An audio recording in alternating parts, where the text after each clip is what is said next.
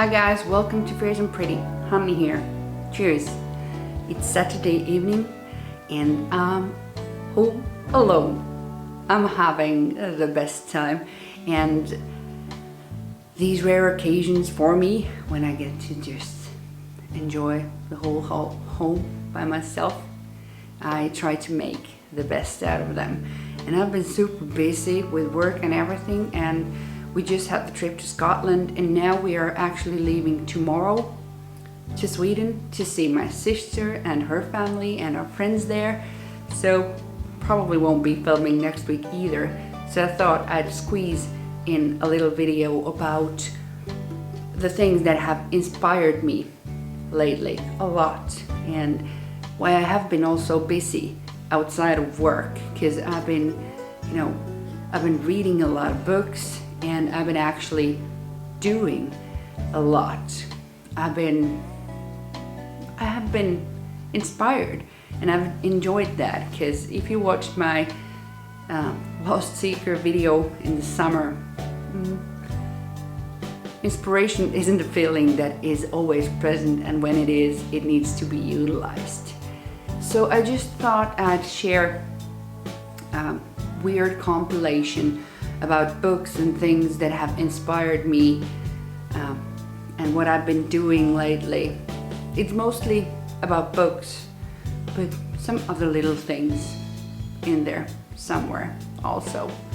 So this big pile of mess is me trying to show at least some of the sources of my current inspiration on my path of seeking and learning and trying new things. By the way, I'm having a whiskey that we brought home from Edinburgh, Scotland. So cheers, guys. So I'm trying to make some sort of at least slightly coherent timeline here, putting things in order and trying to keep some sort of sense in all this mess that is happening here on the table.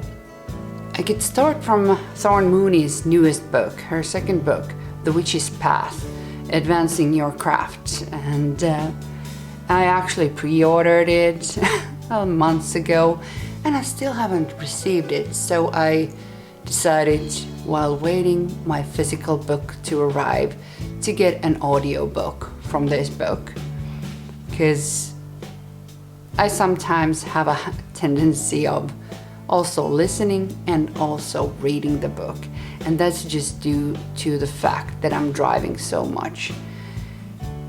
But I think one great key takeaway message from Thorn's book was how could we as readers and people who are trying to learn more about, for example, witchcraft, but it doesn't have to be witchcraft, it could be about anything, to how to also read better. That not only to try to find better books after better books after better books, but how to utilize the books better and get more out of them. And my reading philosophy is kind of also inspired by Thorn Mooney on the way that I'm trying to read as broadly as I can.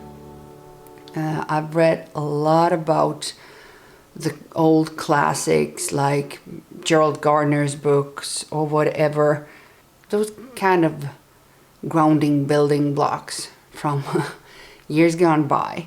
But I also try to read more modern books that are coming out, and by reading many different types of books and trying to understand a bigger and a bigger and a bigger kind of like atmosphere on how the books have evolved, how witchcraft and how people are practicing differently, and how the era is affecting on the writing style and whatever.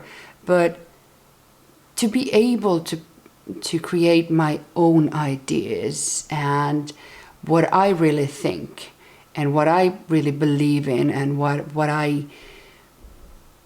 take home from all these books is I'm piling things from here and there and just broadening my own understanding at the end. So, but what I think is kind of a great takeaway from A Witch's Path, Thorn's book, is also to keep that variety, but also to do better and also to use one's own judgment. So for example, I don't know, many people have read Ride the Silver Broomstick. Many people hate it. Some people love it. Mine has greasy fingerprints on it. But the fact that I'm reading some book doesn't necessarily mean that I take everything inside the book from face value. But what I've tried to do after listening A Witch's Path is I've been trying to read better as much as I can, because reading better is it isn't that easy.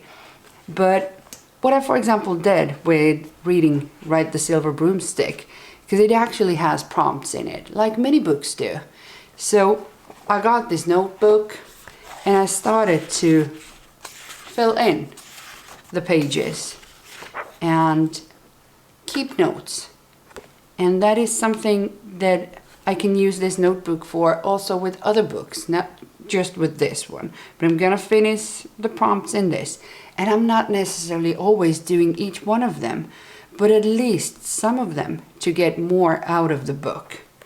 So for a person who isn't good in journaling, I think this is a nice challenge to make me read better and understand more and think about what I'm getting out of the book. And one thing also about the book is that it actually worked as an audiobook really, really nicely. For me, that's always something that I'm eager to try, because I do drive so much that I consume a whole lot more audiobooks than, normal people maybe might. But I always love to tip out to other people like me who enjoy audiobooks that which ones work and which ones don't necessarily work as well. Like a good example of the audiobooks that is super challenging is The Triumph of the Moon. It's a challenging book, even the physical book by Hutton, but even the audiobook is challenging because the reader's voice is so monotonic. So it's not just about the content of the book, but it's got a lot to do with the reader's voice and how they pace and pronounce words and how fast or slow they speak.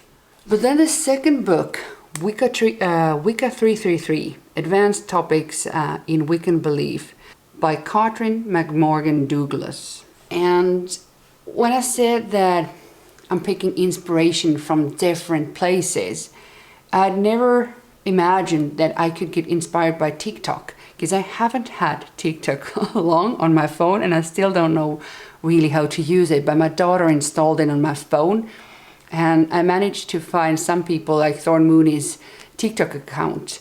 And she was talking about this book. I think it was in TikTok. It's hard sometimes to discriminate where I found, because I'm following her on YouTube and Instagram, but I think this specific book I picked up from one of her TikTok thingies, whatever they are called.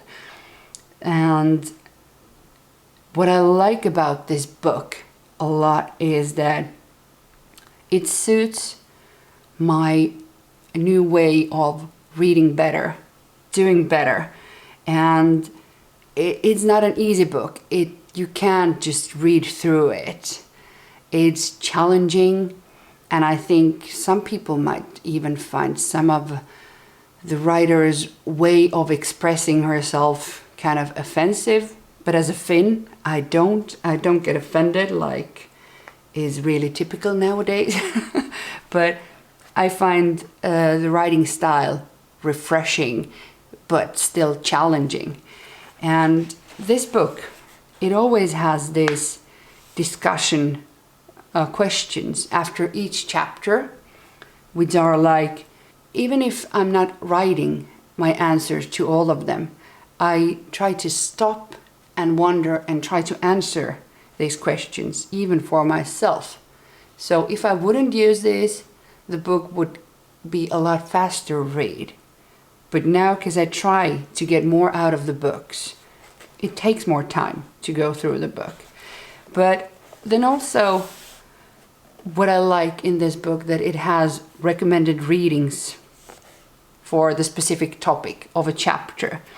And for example, in this chapter, in the topic 5, the religion of the great mother goddess and Wicca.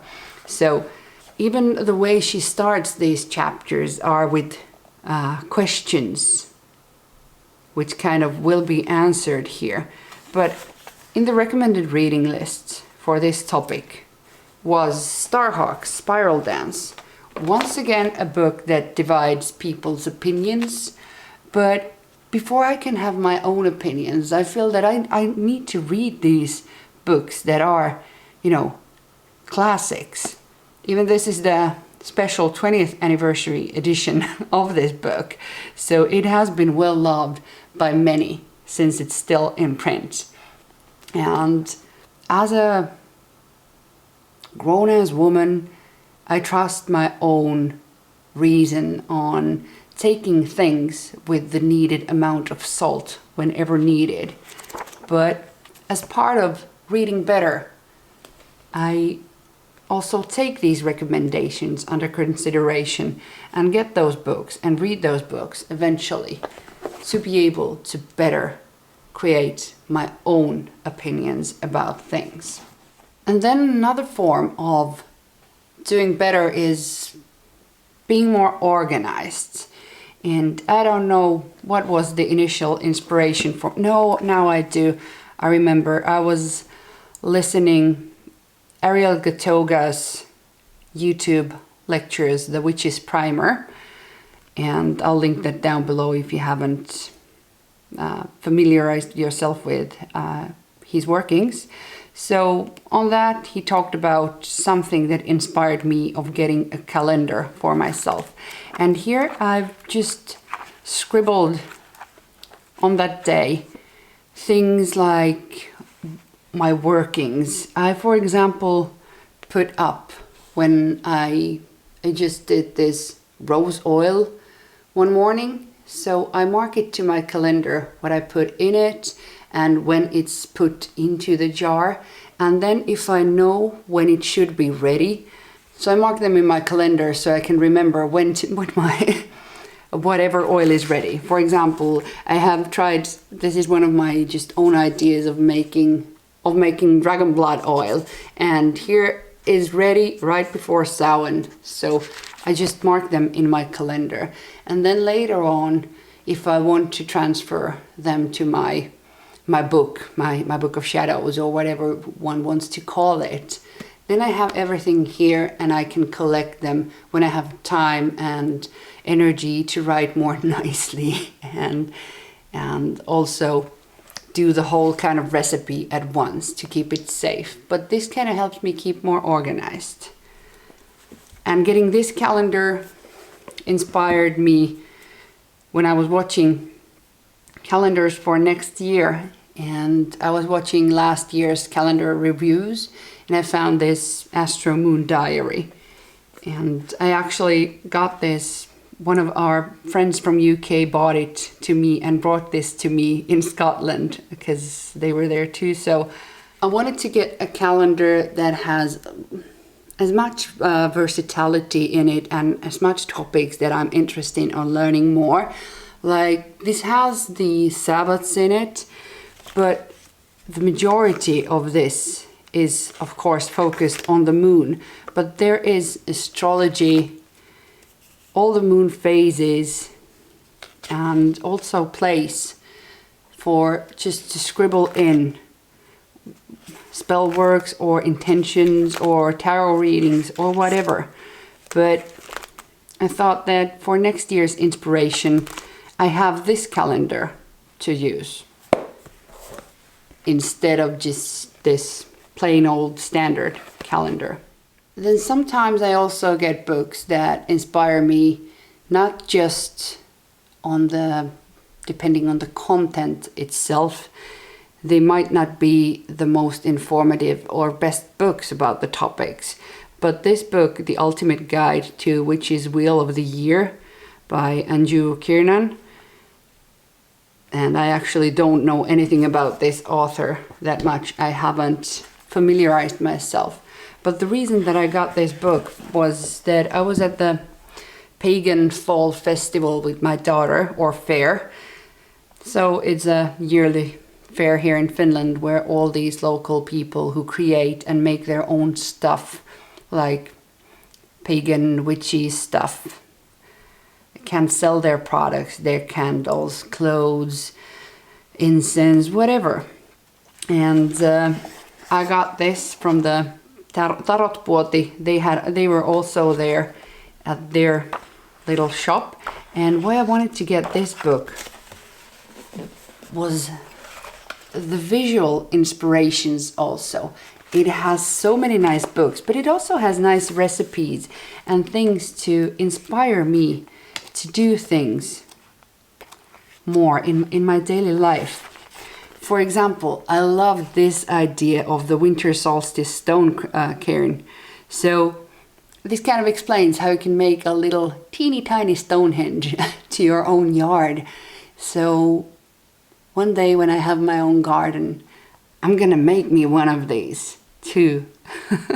Because I love the monolithic structures, which we don't actually have here in Finland in that way like England does. But getting inspired, not just only about some recipe, but these little things that one can do in actual physical life and have some fun with it. So these are another ways that I try to utilize these books to be inspired and do more.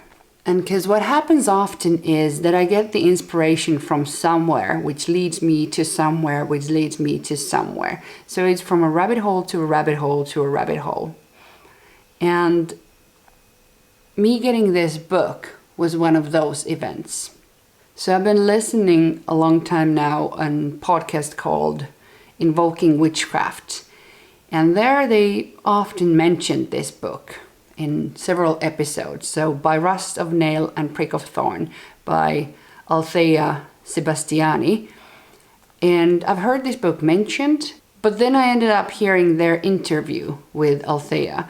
And then I had enough time to focus on this book. And it's sometimes so nice to get a small book for a change. Because, well, the next book that I'm going to talk about, just in comparison here, so you get what I mean. Sometimes it's just nice to have something that one can read in 1 or 2 nights. And this was one of those books.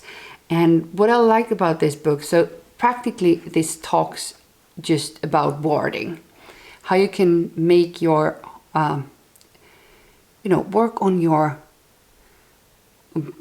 protection spells and things like that and create your own wards. And what I liked most about this book was the attitude and how encouraging the writer's style was, like, go on and do it, just do it, kind of just pushing me out of the sofa. And what ended up happening, that I wasn't even finished with the book when I actually went and, created myself my actual first ward at my home. So when a book is able to do that, and when you are able to do that, that you will do better, you will read it better, you will use it, and not just read it. Because, well, I think some books that I just read and take what I want out of them, but then some books inspire you to do more. This way of reading better, doing better, and getting more out of the books. Because, books are expensive, so why not use them properly? And talking about multiple sources of inspiration, because, as I said, I do listen a lot of audiobooks when I drive. I read a lot of physical books when I'm at home. But then I also consume a lot of YouTube. I have YouTube running when I'm doing my makeup every morning, because I would find it really boring to be in silence every morning, like almost an hour when I drink my coffee and do my makeup and my morning routines. So one morning I was just watching a video at the Green Witch YouTube channel where she made calendula and rose oil, and the inspiration just hit me. I was doing my makeup and I realized that I have calendula in my cabinet and I haven't figured out any way to use it yet. So then I realized that, oh my God, I'm gonna do this oil now and try to create the salve later on. And I also had roses that I picked from the cottage garden last summer. So it was the perfect. I had all the ingredients, almost missed work, but now I have it here, this oil brewing, and I also wrote it in my calendar. I wrote what I have on top of the jar. It used to have cucumbers in it. Now it has my calendula rose oil. What I did was I marked in the calendar when it was made, what was put in it, and when it's ready. And also on top of that, I wrote down the video where I got this inspiration. So after 6 weeks, I haven't forgotten. So, because then I can go back to that video, check it again, and see how much beeswax should be added to transform this oil to the salve that it's supposed to be at the end. But then let's jump to this monster, the Encyclopedia of 5,000 Spells by Judica Isles. And this was also a book that I heard for the first time in the Invoking Witchcraft podcast. And I just Googled it out and I thought that, why not just get this? And I was surprised how huge it was. I didn't know anything. I didn't do any research of what's the book gonna be like. So when I started reading the book, I was actually positively surprised that the first 100 pages or so was not just spells. It was just like any other witchcraft book, having these important topics, but I enjoyed the way they were written and I learned something new. So it was a positive surprise early on in the game. But what I like especially about this book and how I've used it to inspire me, it has a great index. So it's alphabetized, and whenever I need to find something specifically, either if it's an ingredient or it is a spell or kind of a topic of spells, I can go back in this book and try to find it. And let's use one example. Let's use Florida water, because that's something that isn't in any way traditional in Finland. But I was able to get it from online, so I thought it keeps on popping everywhere. So I need to check this out. What's this all about? And my way of when I get inspiration is to start Googling, okay, what is this? So I learned about the history of Florida water, who made it, why, how it was used as perfume and everything. And then I read more about it from this book. And then I started to think about, so, okay, would I be able to use it? How would I use it? And if it's not too expensive, why not try? So that's what I did. I ordered a few bottles of Florida water, and actually I like the smell. So worst comes to worst, it's just used as a perfume. But I always try to keep that mentality that if I invest on something, if I get something, what is the worst case scenario? If this doesn't work for me in any way how I imagined, like magically, so how could I use it otherwise? Like with crystals, I can always just shove them to my daughter's room and she will be happy. So kind of the same idea. But if we watch in the index here, we find here Florida water and all the places which it's mentioned in this book. So like here we have the chapter about Florida water, and there's actually a recipe of how to make it myself. So one day I'll probably end up trying that too, not just using the one ready from the bottle, but trying to do my own. And that's what I mean about the inspiration of just getting my fingers dirty, doing these things. To read this book as a whole is kind of nonsensical because it's just spells after spells after spells. But it works perfectly when you have like one inspiring ingredient or one need of spells. So you want to look more like, for example, protection spells or cleansing spells. Then you have full chapters on those type of spells, and then I could find whatever tickles my fancy. So when it comes to the Florida water in this book, here for example, there's a Florida water stationary cleanser and super simple Florida water cleansing spell, which was there are two different spells, and the first one is just as simple as cleanses the body as well as it does the area. Add at least 1 cup to bath water together with at least a handful of salt. So, super simple to go and try.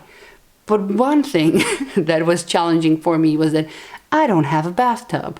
I do have a sauna though, so that was when I started to get creative. And I took my cauldron that I found from thrift store, because now I have 3 different cauldrons and this didn't have any specific use for it. And so I used this one, Florida water and salt, and made myself a cleansing bath into this cauldron, which I took with me into the sauna, and the beautiful smell that was just rising from the heated water. So I put warm water with the salt and the Florida water in it, and I took this cauldron with me into the sauna, and the beautiful scent of the Florida water was spreading around the sauna, and I was able to enjoy this cleansing bath, like also just through the atmosphere in the sauna, but also then after sauna, just taking the water from here and using it for the physical cleansing on me. And this last book that I'm gonna bore you guys with is old collection of over 4,000 old Finnish spells. But what's specific about this book, that all these spells are from this region where I live nowadays. I used to come from the very south of Finland, but now I live here in the middle, which is called Häme. The people were a bit different here. And even though this book is brand new, I got this from the Pagan Fair also. But what's so amazing about it, it says here, Runae Magicae. And you see, we still have swastikas here, but one understands quite easily when one looks at the year, when it was made, the book. So it was made in 1916. And these are just the folk spells that have been collected all around Finland from different people. So we have the age and the name of the person who told this to these people who collected these old spells. So I love that this is kind of like first printed in 1916. And this book that I have in my hand is made 100 years later, 2016. So, and even 100 years back, when all these spells have been collected, they have been old, and all these folk tales about the kind of, we don't have a proper English word for tietäjä. The kind of like if you have mythology of Fennica Tarot and you have Väinämöinen there in that. Väinämöinen was a tietäjä. So these are these wise people. It's kind of like the word knower, but all these cunning folk. So these folk spells. And this is also a book that just can't be read from cover to cover, but it can be used like this other tome of inspiration on, for example, saying some spells in the sauna or whatever. And on top of that, it's beautiful. It has this nice leather bound gold details, and it's just it's just treasure. And what was insane that it was 20 euros. So that's not a bad price from a beautiful book like this. But where this book inspires me is to learn more about my own Finnish heritage and the spells of my people. So not just learning English authors or current American authors, but also the wisdom, old wisdom of my people. But on top of just getting my inspiration from authors of books or podcasts, I also get inspiration about watching other people's YouTube videos, like my friends. And one thing that has been super inspirational for me lately has been Saturnarium's videos that she's done about how she does different spells. Like, it was mind-blowing for me, because like these little mind-blowing tips that you can get sometimes from just watching some YouTube video, or even without a bigger intention, was when she talked about opening one of these beeswax candles and then rolling herbs and things inside the candle. I don't know, maybe everybody else knew about that, but I didn't.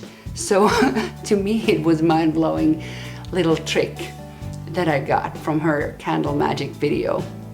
And that's why I try to scribble these things down, or I often take, for example, print screens when I'm watching on my cell phone, watching videos. For example, James Feeney was talking about one book, because he always has he has good taste with books. I often end up liking the books he recommends. And one of the books that James was talking about was The Elements of Spellcrafting by Jason Miller. And that was a book that I ended up getting as an audiobook, because I asked him that what he thinks, would it work as an audiobook? And he said it might, and it actually did. And I'm always happy when I end up finding these witchcraft books that also work in the audiobook format, because then I can consume more, then I can learn more in different occasions, and not just waste my time listening music on the radio all the time, because that gets also boring when you do that long enough. And so when my inspiration is scattered all over, sometimes it's pictures on my cell phone camera roll, sometimes it's scribbled just fast here in my notebook, wherever. But eventually those really important things and recipes I try to transfer at the end of the day to my own book, my book of shadows, so to be kept for future. So that was my rambly, messy pile of inspiration gathered on my kitchen table. I hope somebody found something that could be inspiring you too. Until next time, bye guys.